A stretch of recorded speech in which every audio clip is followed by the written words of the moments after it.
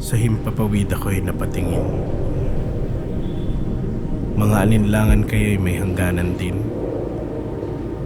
Meron kayang panghahawakan. Isang pangakong hindi tayo iiwan at hindi papabayaan. Mapadpad man sa tirik ng araw, payapa ng hapon o kalaliman ng gabi. Isang yakap ang hindi lumisan sa aking tabi.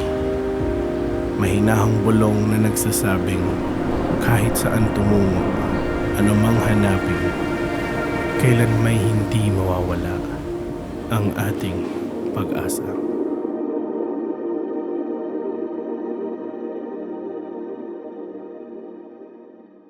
We are continuing in our series Hope, or kung sa Tagalog pa, Pag-asa.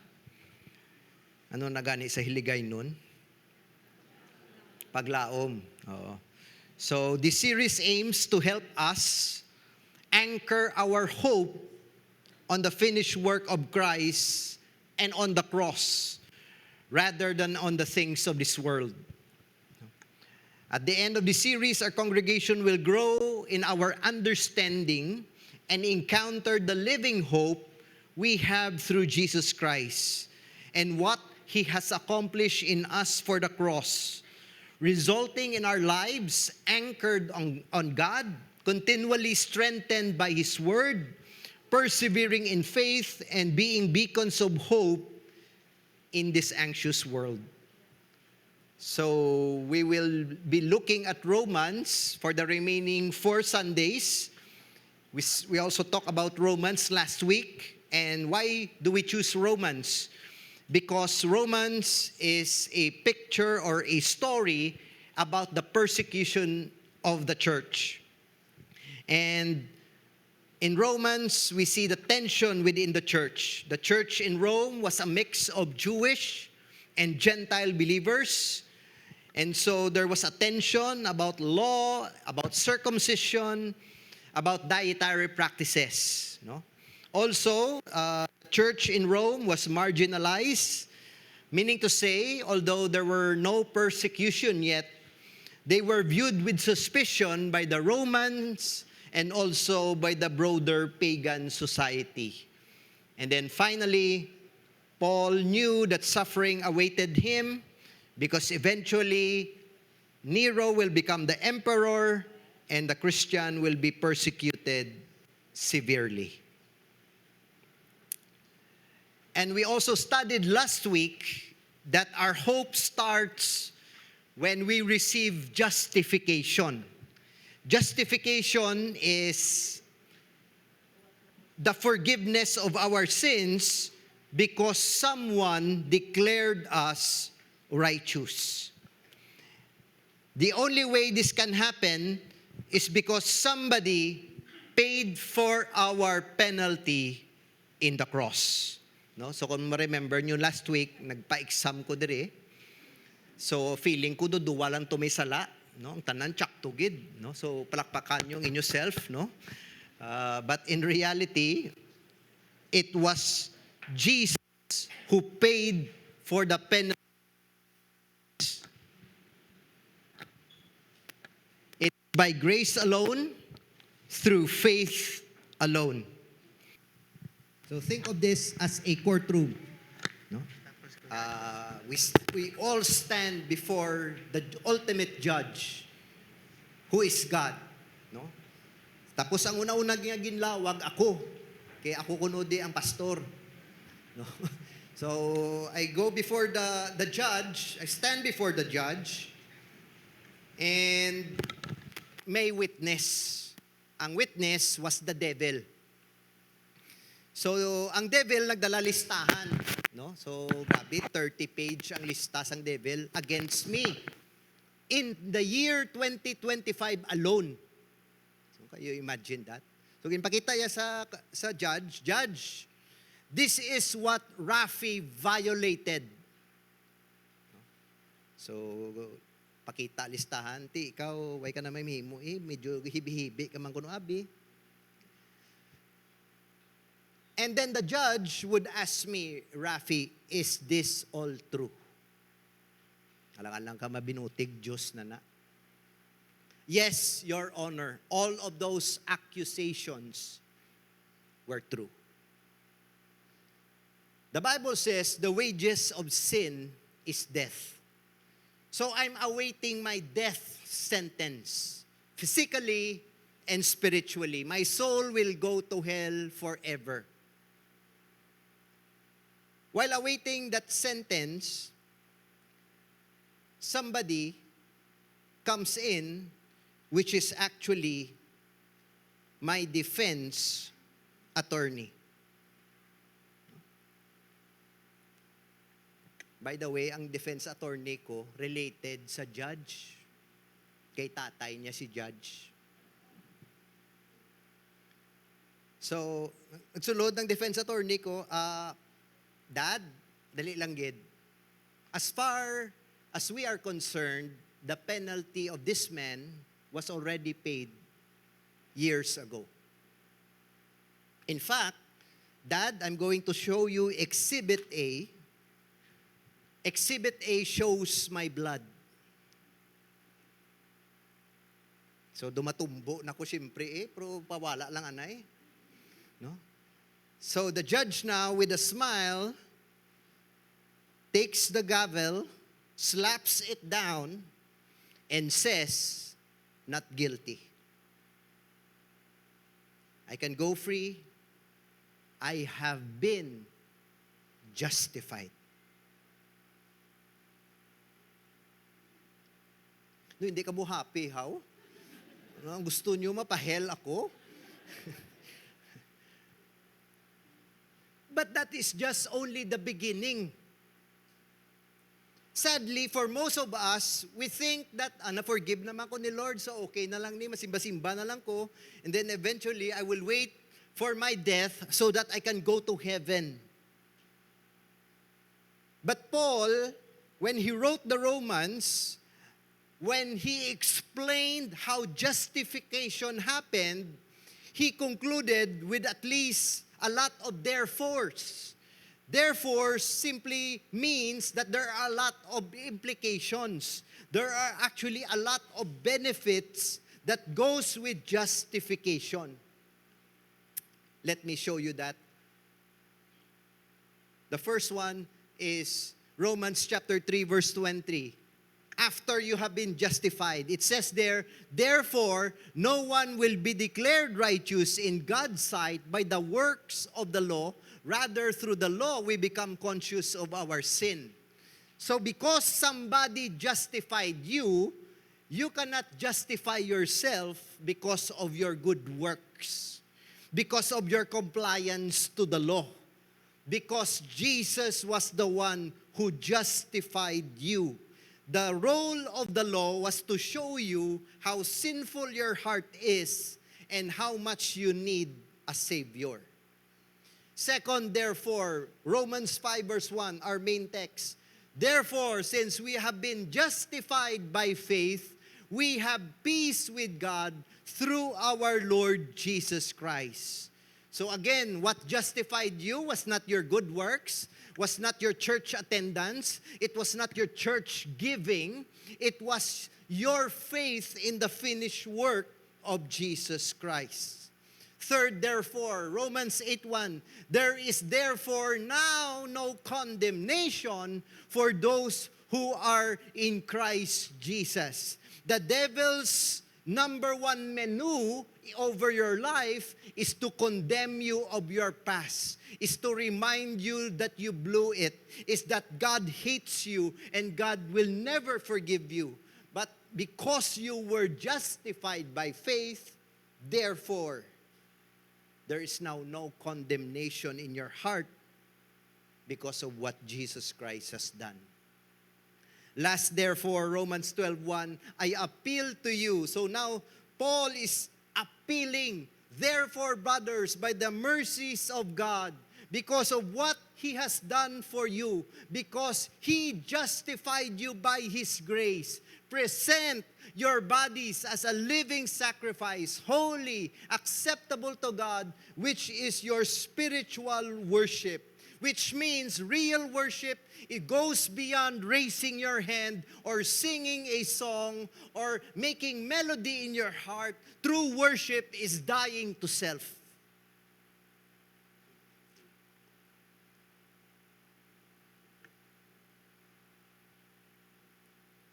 And so as I build this up, I hope you will realize what's in store because Jesus justified you.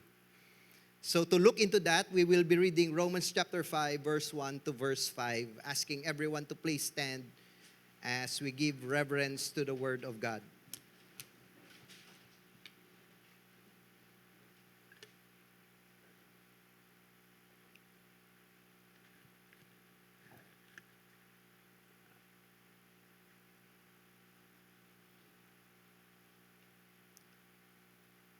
Romans chapter 5, verse 1. Peace with God through faith. Therefore, since we have been justified by faith, we have peace with God through our Lord Jesus Christ. Through Him, we have also obtained access by faith into this grace in which we stand, and we rejoice in hope of the glory of God. Not only that, but we rejoice in our sufferings, knowing that suffering produces endurance, and endurance produces character, and character produces hope. And hope does not put us to shame because God's love has been poured out into our hearts through the Holy Spirit who has been given to us. Lord, your word is so deep. Your word, Lord, is beyond our comprehension. But we thank you that your Holy Spirit is the one who's going to teach us this morning. You will allow your word to penetrate not just our ears, but even our hearts, so that, Lord, we can receive revelation from you and our lives will be changed and transformed, allowing us, Lord, to offer our bodies to you as a living sacrifice because you alone are worthy to be praised. In Jesus' name, amen. Amen. You may take your seats.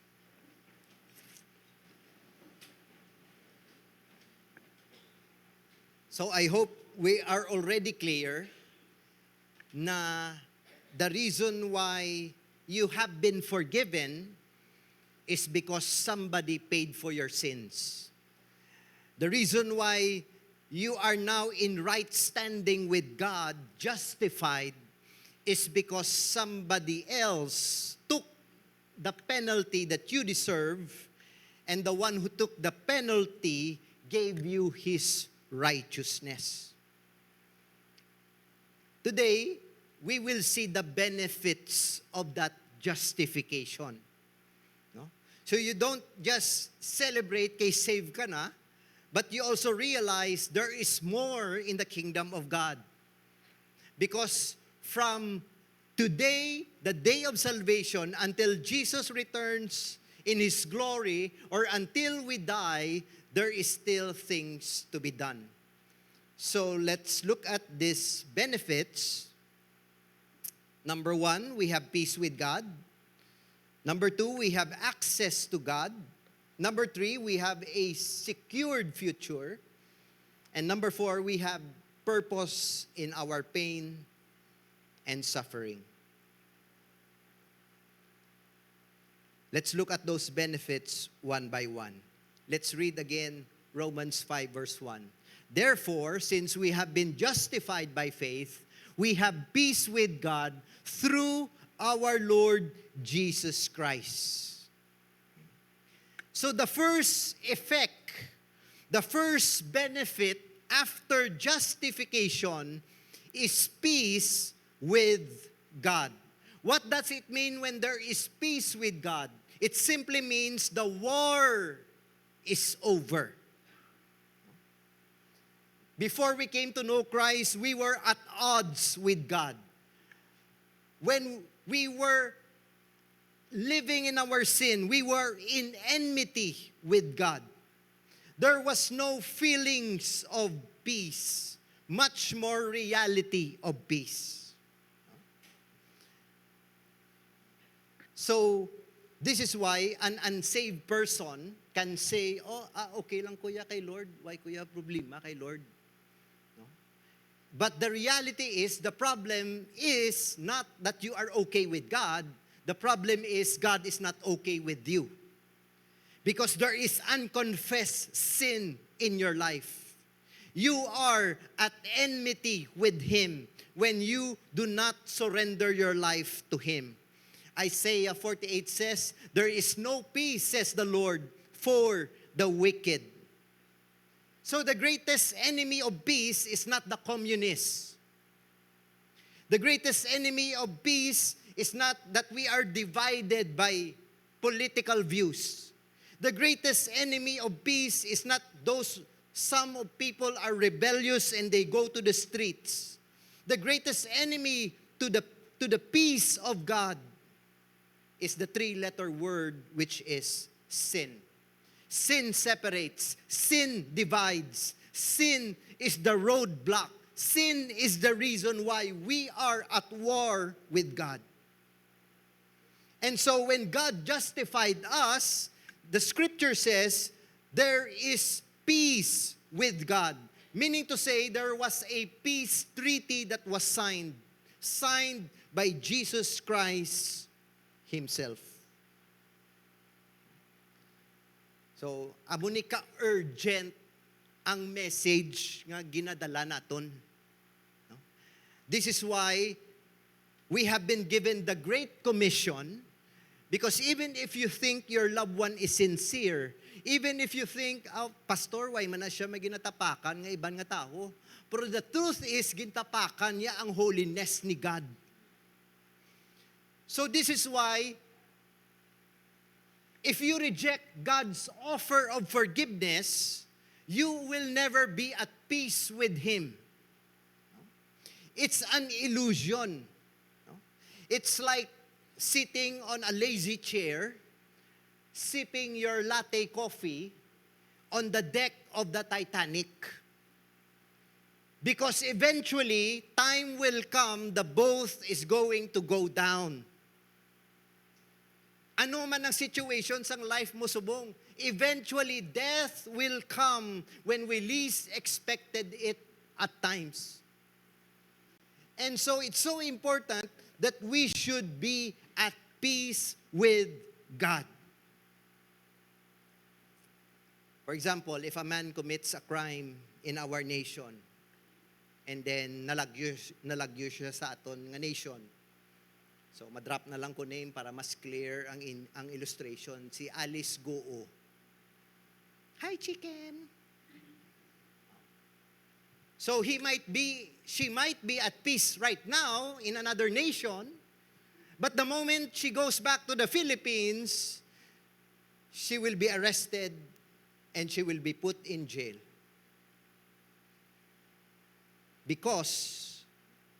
Just because you are at peace right now, because you already committed something, eventually you will stand before the judge.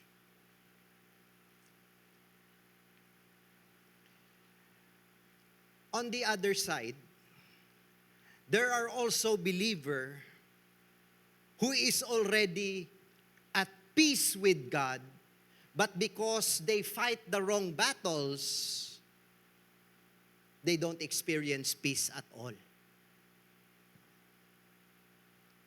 So just because justified by faith ka, pero you continue to fight the wrong battles, you will still lose that peace.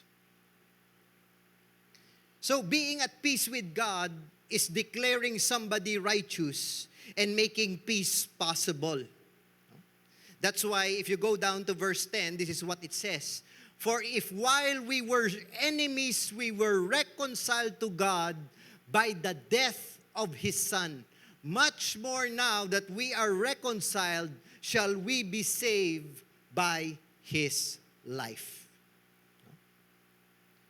So the cross of Jesus Christ made it all possible for us not just to be justified, but also to be at peace with God. Isaiah 53 verse 5, but he was pierced for our transgressions. He was crushed for our iniquities. The punishment that brought us peace was on him, and by his wounds we are healed. After the peace with God, we will eventually experience the peace of God. Once you realize there is no stumbling block, there is no wall that separates you, you will experience peace that surpass all understanding. Tulo kabing tupad mo kung daw peaceful man ang life niya. Do hindi mo mabalaan, no? This is why Paul in Philippians chapter 4, verse 6 says, do not be anxious about anything, but in everything, by prayer and supplication, with thanksgiving, let your requests be made known to God, and the peace of God, which surpass all understanding, will guard your hearts and your minds in Christ Jesus. In our generation now, kung mabaligya lang ang peace of God, mamanggaranon gid ang makaproduce ini. And this is why it's so important that you must realize, di kung born again believer, kung grabe ang akon worry, which results into panic mode.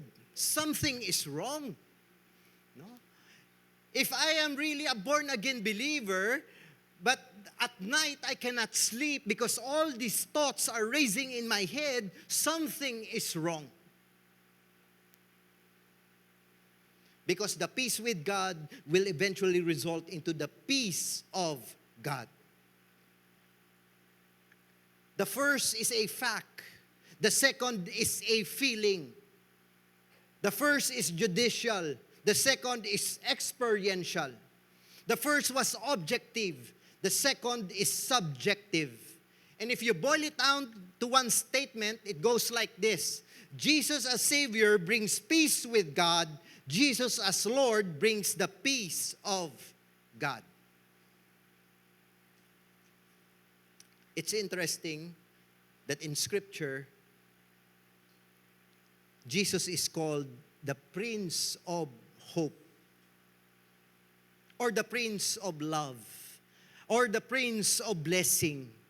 And he may be ascribed with all of those names and character. But it's interesting, he is called the Prince of Peace because the reason why he came into this world was to make peace between mankind and God.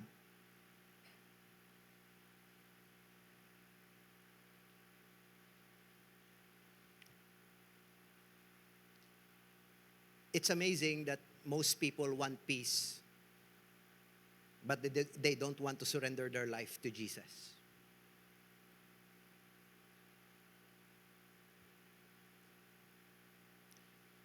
It's amazing that people sometimes know they want peace, but they make substitutes. Iinom ko niya. I-smoke ko niya. Ipangbabae ko niya. I-pornography ko niya.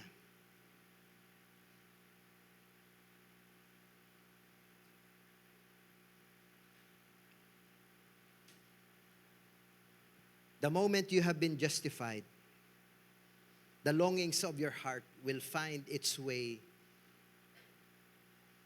in the peace of God. But to have the peace of God, we must first experience peace with God. The way to have peace with God is to realize, Lord, I cannot save myself, and so I put my trust in what your Son did for me, and He alone justifies. Ang balang tupad mo, peace be with you.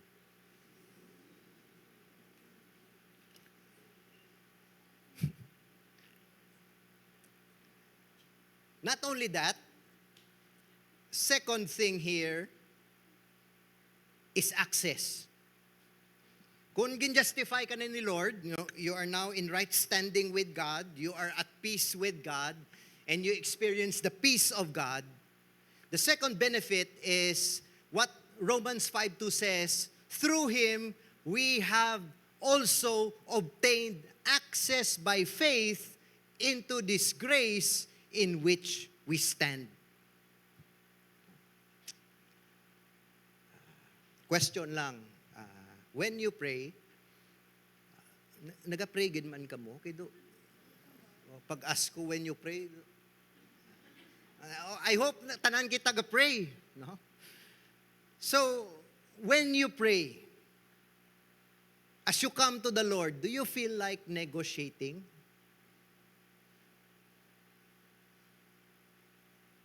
Makita ko abi sa envelope. Baw kabay pa. Lord, tani. When you come before God in prayer, do you even doubt that He might not be listening? Amo na gani pastor, why nako ga pray? I-feeling ko why siya ga pamati. When you come to God to converse with Him, do you feel like He disapproves you?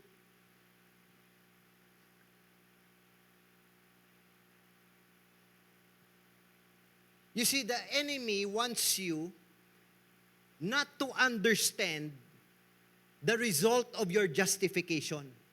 Because if he can bring doubt into your heart about this relationship with God, then he already won. This is why Paul says, because of justification, you have obtained access. Think of it like this. May appointment ka with President Trump. Siyempre, way ka to kilala. No? Hindi ka gani ma-approve sa visa mo. Pero, eventually, because you were invited by someone, hindi ipakilala ta ka. Somebody close to the family, he will tell you many things. Hindi na guro pwedeng patadyong mo sa US. So, kailangan mailis ka sang itsakto. Dapat, hindi pwede ang amuning nga posture. Dapat, I will teach you how to speak certain English so that you can stand before the president and he will not be annoyed with you. No? So, I will teach you how to eat, to use your spoon or fork para hindi kita dito mahuyan. No? At the same time, we will come there before an hour before the meeting, and then we will also be the last one to leave to show respect to the president. This is exactly what Jesus did to us. He gave us access to God when He clothed you with His righteousness. So that you can come before His Father.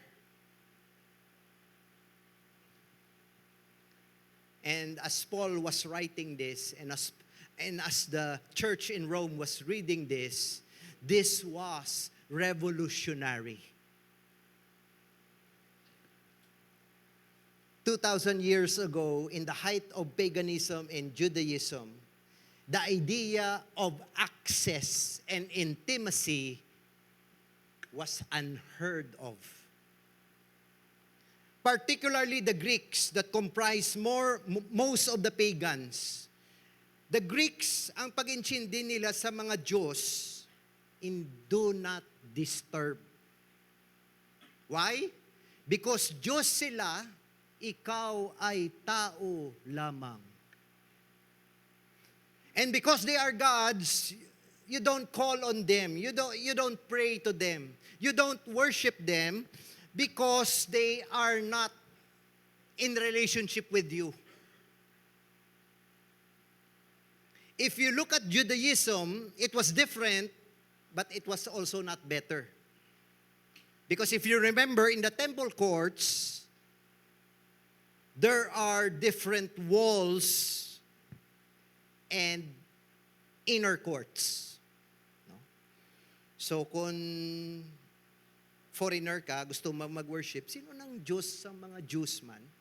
Gusto ko mabalaan, gusto ko man i-worship. Kiduway pa kuya pagtuo. So kung amo ni ang Jewish court, dira ka lang sa parking lot. You don't belong here.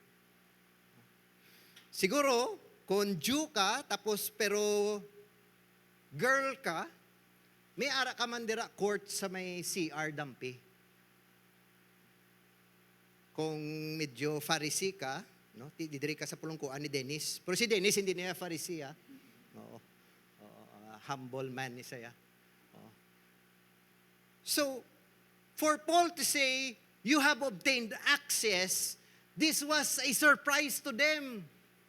Because they think, I am not worthy to even come close. I don't deserve to be in intimacy with this God.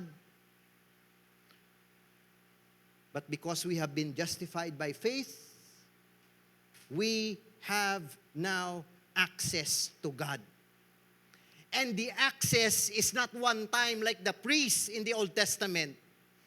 Sa una, one time lang every year to offer a sacrifice. No? Pero kung magbagting ang bell, but silingon na tumba ang priest, kay wala yagin pakaon ng iya ido. So nagsin siya before kay God. So hindi worthy ang iya presentation of sacrifice. Here, the access is unlimited. 24/7. You don't need a middleman because Jesus justified you. You come boldly to the throne of grace.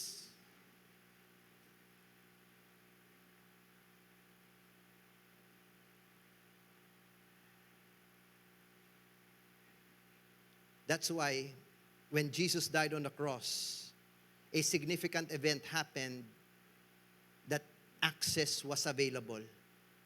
The veil of the temple courts was torn from top to bottom.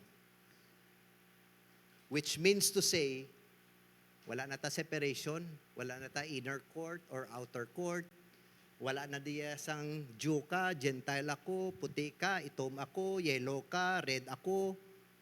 Everyone now has the same access before God.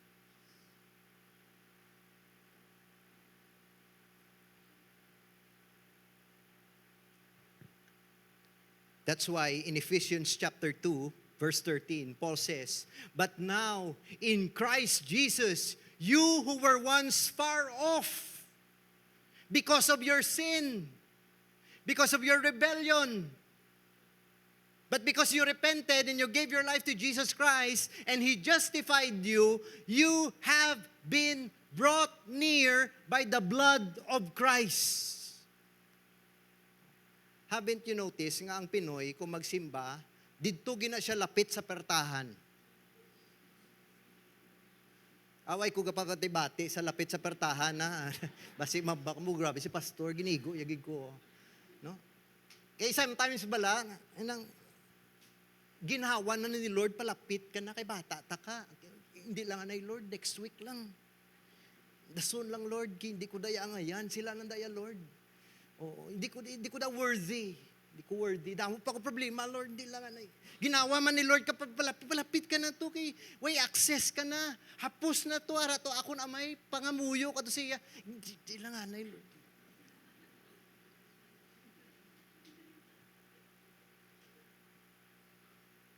You were brought near.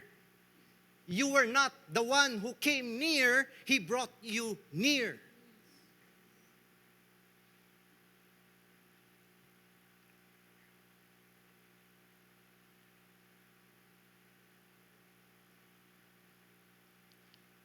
It means that we were once slave, but now we are child of God. Sino diri tatay ka? Don't raise your hand. Kung lamugo ang bata mo, puno lunang ang bata mo, puno pilas ang bata mo, bisan ang carpet mo halin pa na sa Turkey, sulod na siya sa balay mo. Why? Because bata mo siya mo. Pero kitaya, bata ko gali ni Lord, po hindi lang anay, Lord, gidukig ko, gidsang life ko. As if may power ka to change your life.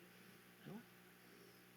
So here, because of what Jesus has done, you are no longer a stranger or an alien or anak sa labas. You are a child of God, and this is why you have access 24/7, because your Father is the one who is in the throne of heaven. Hindi gina gusto sang demonyo nga ma-realize mo.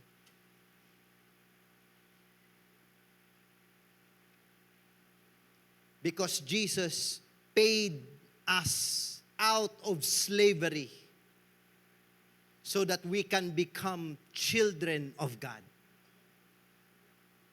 Tulo kabing tupad mo kung gina-represent yaman na si tatay niya.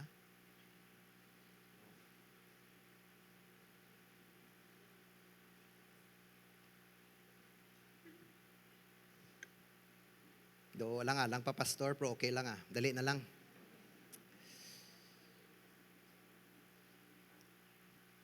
So, we obtain access. We are at peace with God. The third one, it also secures our future. This grace in which we stand, and we rejoice in the hope of the glory of God. So notice, ang salvation naton wala lang na-anchor in the past because Jesus made peace with God. It's not also anchored in the present because we have access to God continually. Now it's anchored in the future because we have a promise that this will lead into something else, which is actually the hope of the glory of God. The word glory of God is actually the word glorification, wherein every believer in Christ, when Jesus returns, will receive their glorified bodies. So, kadlawan mo lang ko subong kay niwang ko, pero pag abot sa heaven, may ara na ko muscles.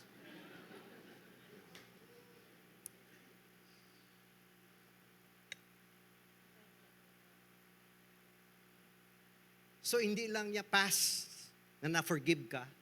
Hindi lang niya present na you have access to God 24/7. But in the future, you will receive the glorified body. And ang tanan nga hurt, kag pain, kag kasakit mo is nothing compared to the glory that will be revealed. Kaya kung ang Christianity philosophy lang, kung ang Christianity isa lang ka-belief system, if our hope is only in this life, Paul says, then we are people to be most pitied.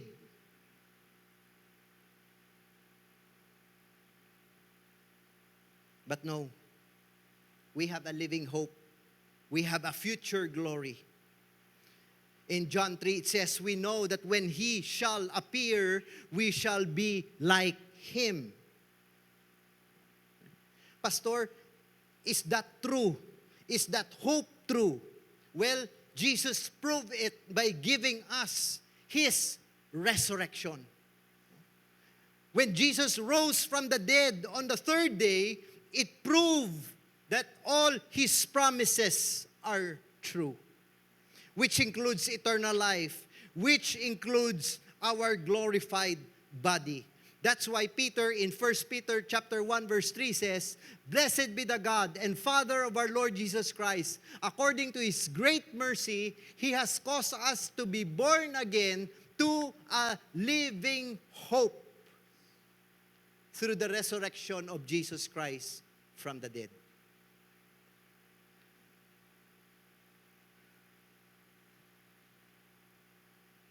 All of the things that Jesus promised are true. The promise of eternal life will come to pass. So this is why today, what this means to us is we call on Jesus. Because I have access and because I have living hope, I call upon Him 24/7. Because if you call on Mary, she cannot hear. If you call on Buddha, kay damo Buddha nga gold sa balay, he cannot hear.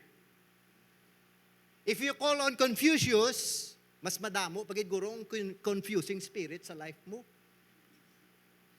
If you call on Hare Krishna, he cannot respond because he is also dead. Only Jesus is the Redeemer who lives, and he lives forevermore. If I call on him, he hears me, and he is faithful to answer me.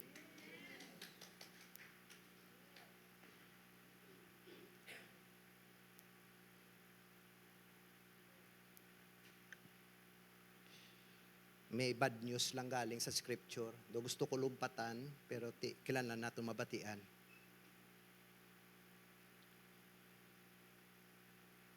Peace with God, access to God, secured future, sufferings. Gin-underline ko na ang word sufferings kay kalabanan nga Bible nga makita ko, wala na siya gina-underline. Wala na siya gina-highlight. No? In fact, ginagamitan na pentel pen para mapanas.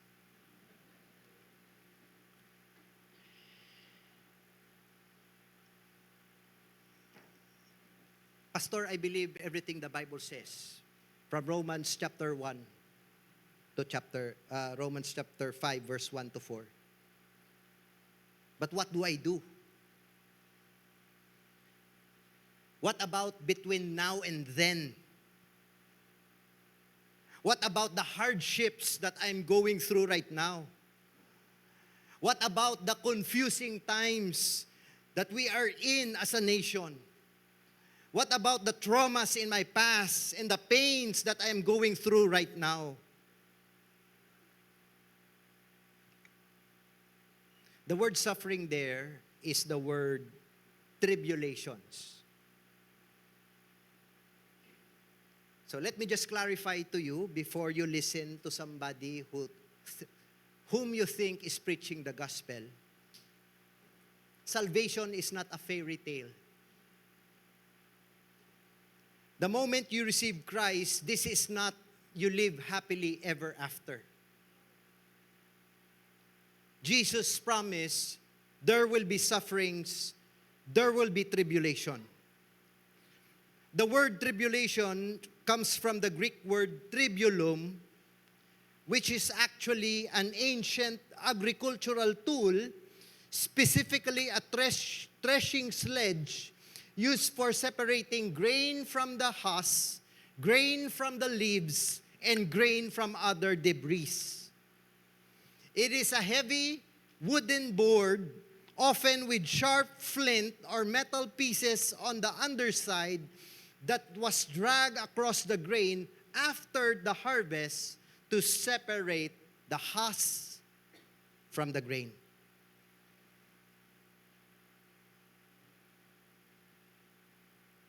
So this means that trials and tribulation do this to us. It separates the unimportant from what is important. It separates the wrong mindsets, the wrong way of living. It separates the addiction. It separates the idolatry. It separates the bitterness. It separates all of the things that are not of God, so that you will understand and experience the things of God. So actually, your greatest need in life is not comfort. Your greatest need in life is tribulation, because that is the place wherein God transforms you.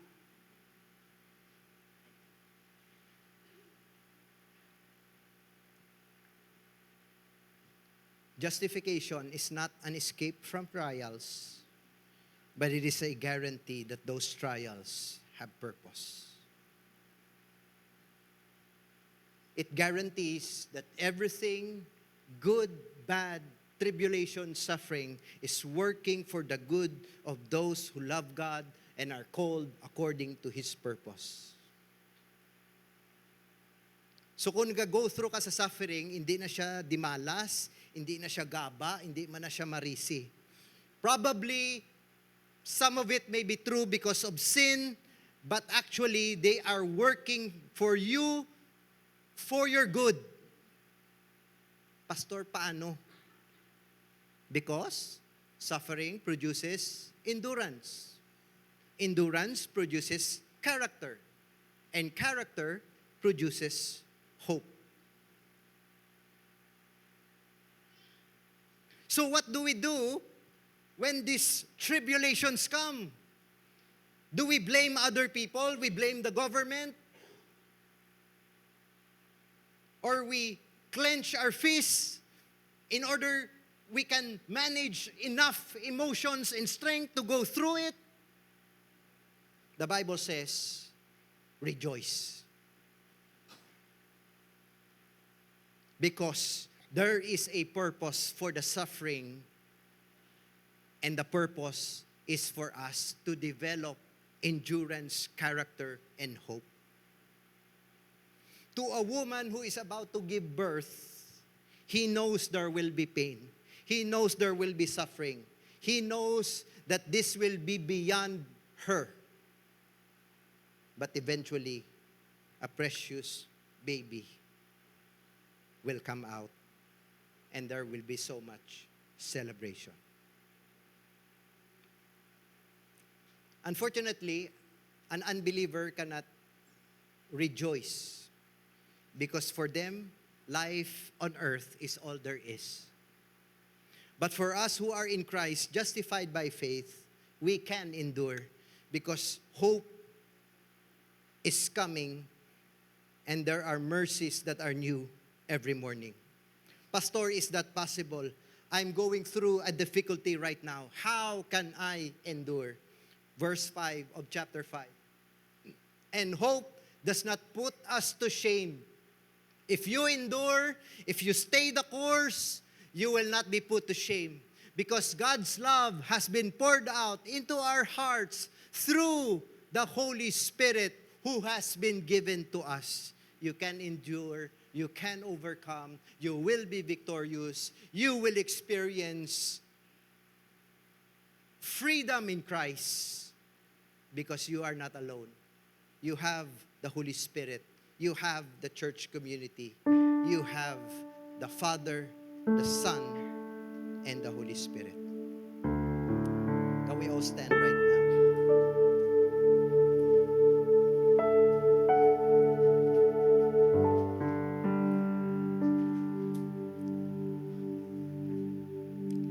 If you are here this morning or this afternoon and you're going through a tribulation or some sort of suffering, pain, or what the Bible says, something strange is happening to you, can you just raise your hand so I can pray for you?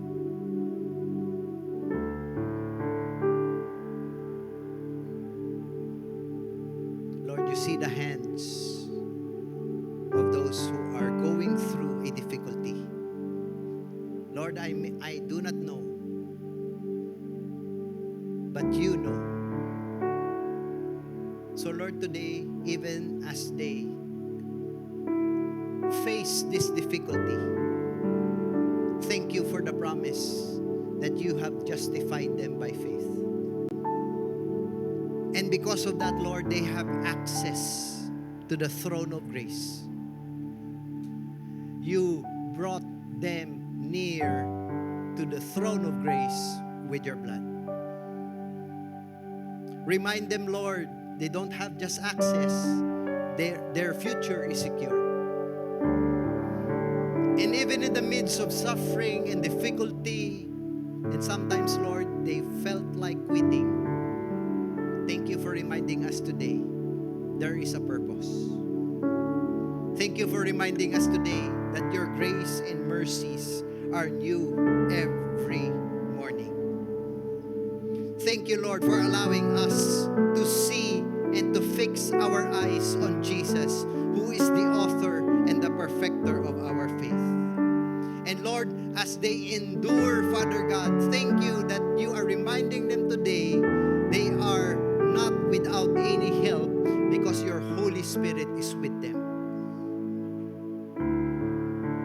the Lord says, my son, my daughter, I will never leave you. I will never forsake you. All of these things that you are going through is because I am your loving Father, and I discipline the children that I love.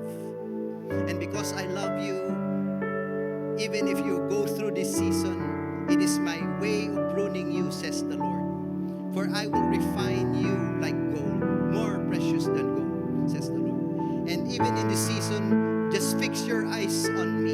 Call upon me, and I will show you great and mighty things that you have never even heard of, says the Lord.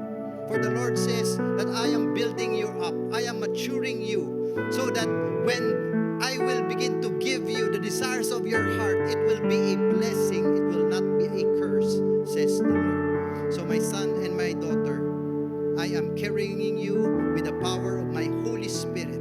Be of good cheer, for I have overcome the world, says the Lord. Asking everyone to raise their hands as we close with a benediction. The grace of our Lord Jesus Christ, the love of God the Father, and the fellowship of the Holy Spirit be with you